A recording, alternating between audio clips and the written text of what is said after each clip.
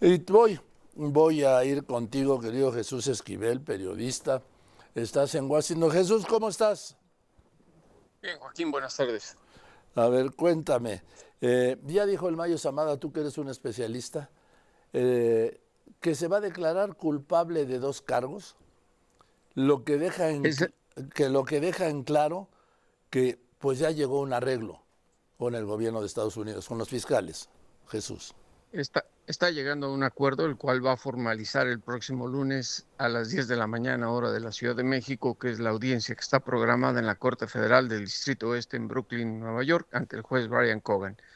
Los dos cargos de los cuales se va a declarar culpable resumen las acusaciones, Joaquín, que son más de 20 delitos que le imputan en Nueva York y en la Corte Federal del Distrito Este en Texas, porque recordarás que hace poco más de un año, el 25 de julio de Sí. 2024, cuando llegó al aeropuerto municipal de Nuevo México, su primera aparición ante la justicia de Estados Unidos fue en la Corte Federal que está en El Paso, Texas.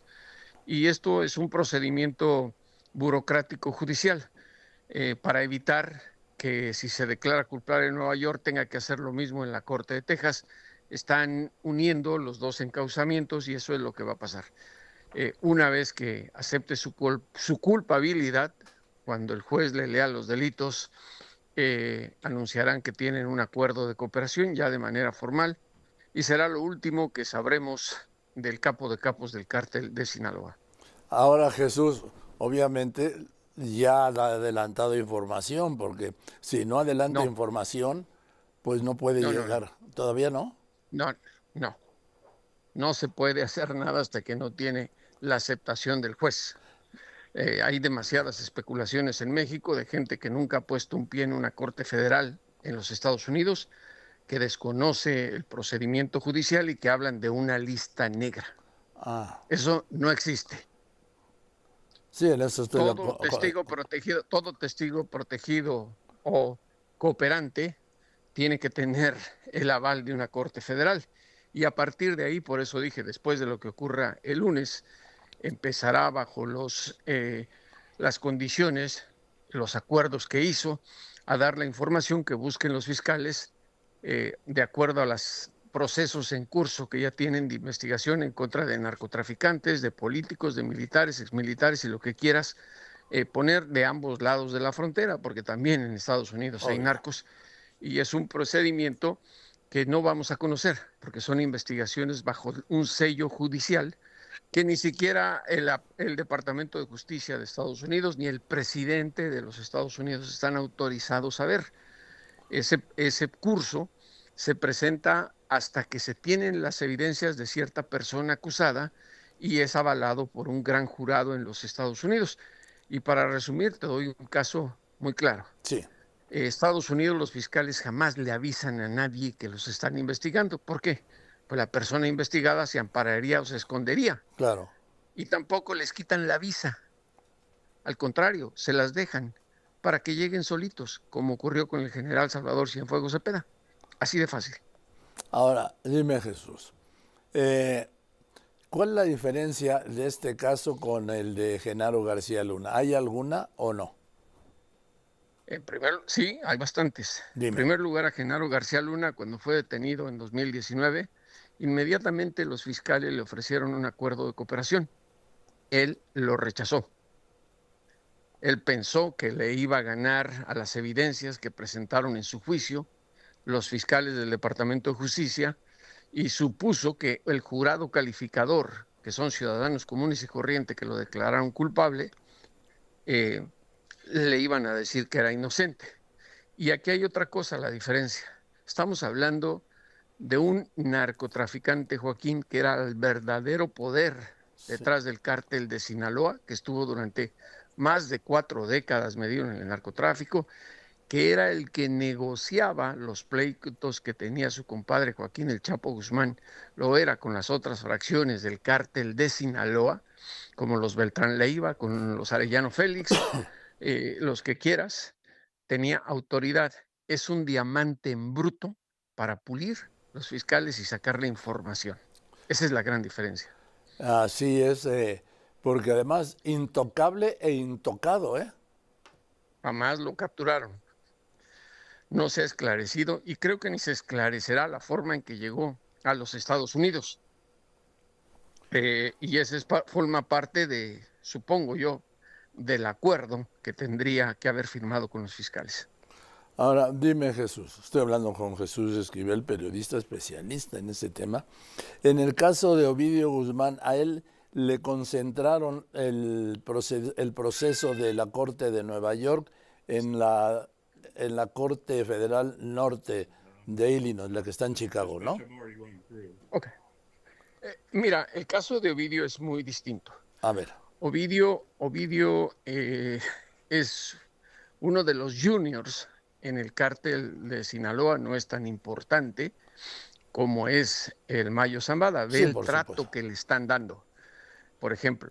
Y la otra cosa es que Ovidio pues, hizo un acuerdo para evitar pasar el resto de sus días en una prisión. Y déjame decirte, yo no le doy mucha importancia al caso de Ovidio. En México sí tuvo una connotación distinta por el Sí, culiacanazo, ¿no? sí. Pero en Estados Unidos no. Pero yo lo que digo en este caso es muy simple. Ya con los ejemplos como el de Ovidio, el de su hermano Joaquín, que también está negociando, Sí. el del, el del Mayo y todos los demás que van a cooperar, ¿a qué criminal mexicano le va a dar miedo ser expulsado o extraditado a los Estados Unidos? A ninguno. Claro. Antes le tenían miedo, ahora ya no van a decir, pues que me manden, hago un acuerdo, digo verdades y mentiras y al rato hasta en libertad me ponen gozando de una vida de lujos. Sí, tienes razón. Mira, eh, esto no existía antes. Yo recuerdo que cuando la fuga del Chapo Guzmán, de aquí del altiplano, aceleró todo porque existía la posibilidad, como se ocurrió después tras su recaptura, de ser extraditado a Estados Unidos. Y por eso organiza toda aquella fuga de ingeniería de primer grado. Mira, yo creo que en el caso del Chapo, él pensó que le iban a ofrecer un acuerdo de cooperación, pero el Chapo para la DEA era un cartucho quemado. No le ofrecieron nada y además forma parte de la hipocresía del sistema judicial y de la DEA sobre todo, porque fueron los agentes de la DEA los que encumbraron al Chapo como el hombre más peligroso del mundo, Sí. el verdadero jefe del cártel de Sinaloa, el hombre más rico del mundo, y al Chapo, que también le gustaban los reflectores, pues abusaba de eso. ¿Y en qué terminó?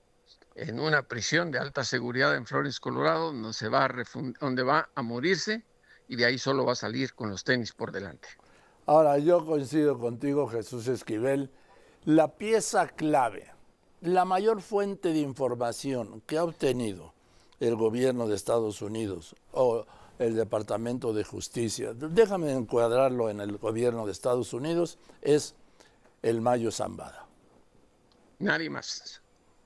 No se le puede comparar a ningún otro capo, por eso te digo, el misterio de la manera en que llegó a los Estados Unidos no se va a esclarecer nunca, seguramente forma parte del acuerdo. Si se entregó, si lo secuestraron, no lo sabremos.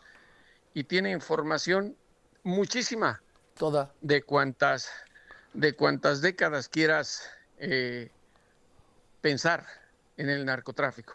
Y hay personajes que tienen información sobre ciertos hechos, sobre ciertos sexenios. Por ejemplo, Servando Martínez, la tuta, Sí. ¿no? Gómez Martínez, perdón. Él es el caso nada más sexenio de Calderón, ¿no? Sí. Y así hay personajes, pero aquí estamos hablando del capo de capos, el verdadero poder del narcotráfico. Tan es así que te lo digo, Joaquín, Sí. no, el hecho de que no sea conocido en la prensa de Estados Unidos no quiere decir que en el mundo no sepan quién es Ismael el Mayo Zambada, en el mundo del AMPA. Claro. Y yo lo he comprobado con periodistas italianos, con periodistas europeos que te decían, y el Mayo, y el Mayo, del Chapo ya no hablaban, porque están conscientes que forma parte de toda esta faramalla de la DEA, que de pronto encumbra a ciertos criminales, los señala y una vez que los tiene en su poder, a ver, ¿se acabó el cártel de Sinaloa con la sentencia del Chapo? Bien. No. Permíteme un momento, Jesús, tengo que hacer un corte. ¿Me aguantas? No te vayas, ¿sí? Continuamos. Claro que sí. En un momento regresa López Dóriga, con el mejor análisis de las noticias. Vamos de vuelta con la información.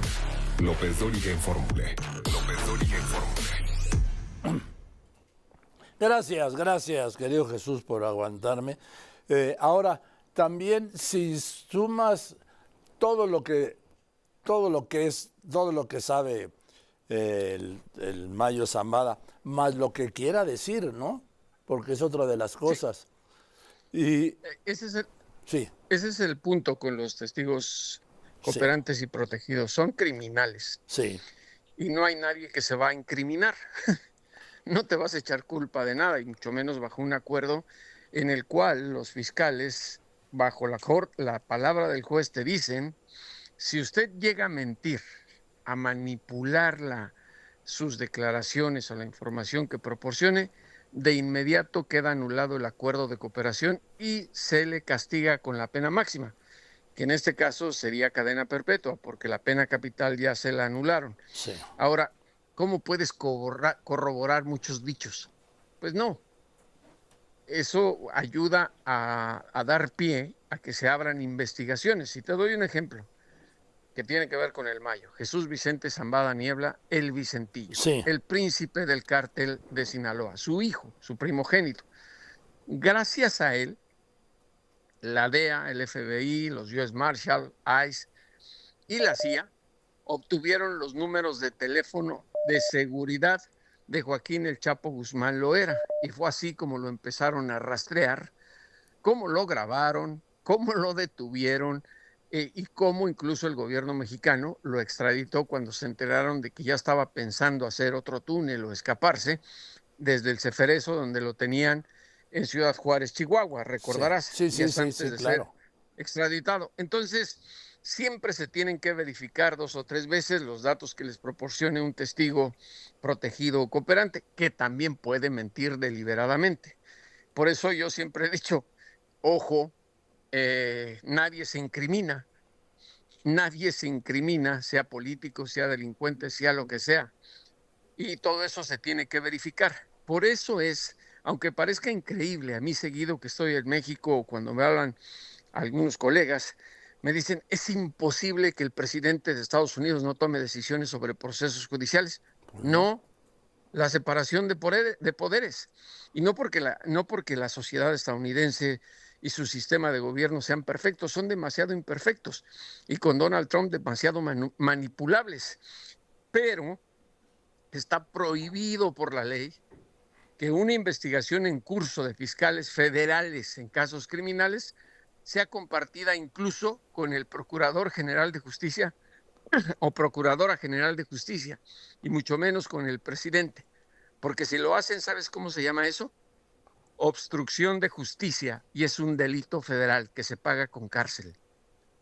Sí.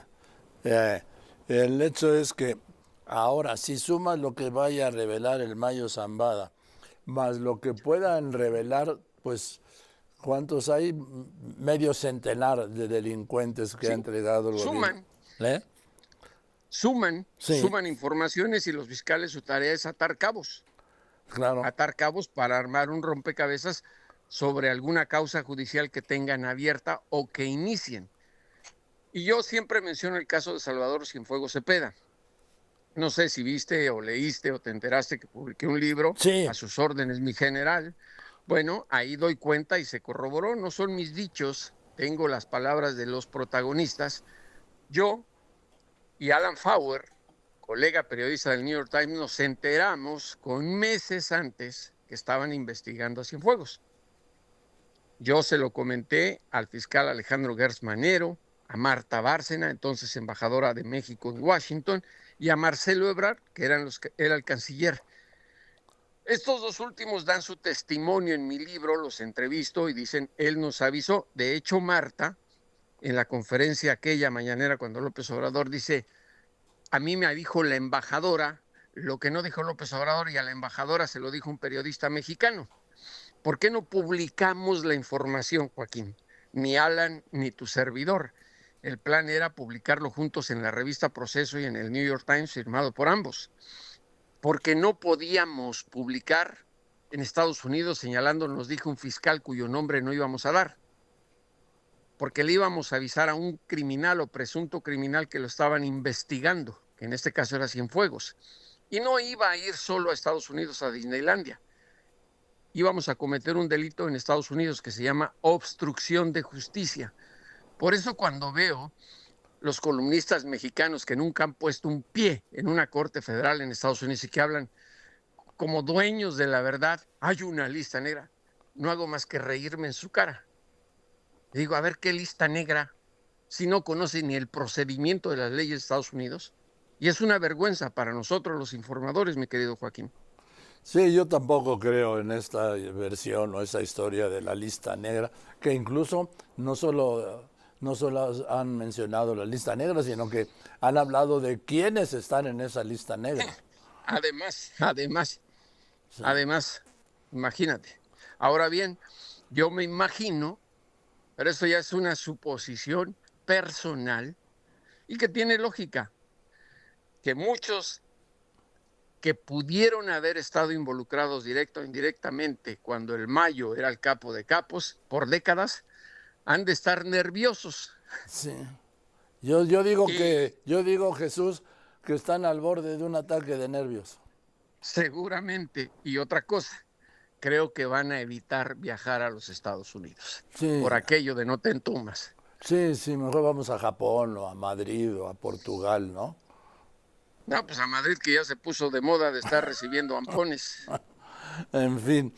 Querido Jesús, te aprecio mucho Un abrazo, Joaquín. que hayas compartido en este espacio todos los conocimientos de tantos años que tienes de ser un especialista en este tema. Yo te mando un abrazo también.